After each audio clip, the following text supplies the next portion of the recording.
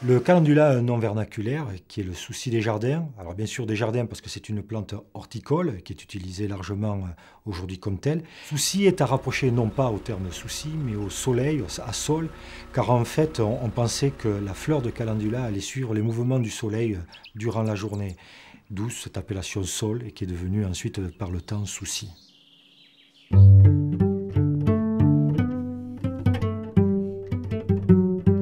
Le calendula est une plante ornementale relativement classique dans nos régions tempérées.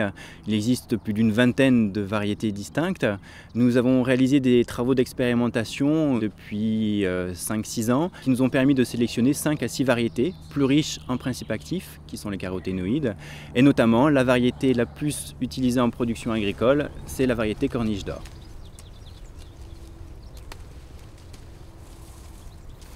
Le calendula est une plante qui appartient à la famille des astéracées qu'on appelait avant la famille des composés parce qu'en fait techniquement elle est composée de plusieurs types de fleurs.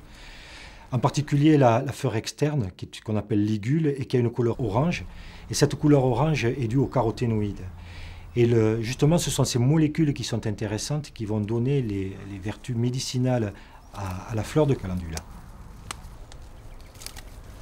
L'extrait de calendula est réalisé à partir des fleurs de calendula qui sont riches en un composé qui s'appelle le bêta-carotène, qui appartient à la grande famille chimique des caroténoïdes.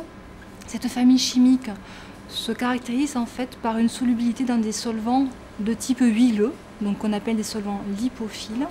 Donc c'est pour ça que l'extraction va se faire avec un solvant lipophile, lipidique, qui permettra de solubiliser de façon optimale ce principe actif. Ces caroténoïdes sont doués d'activités antioxydantes, antiradicalaires, mais également anti-inflammatoires.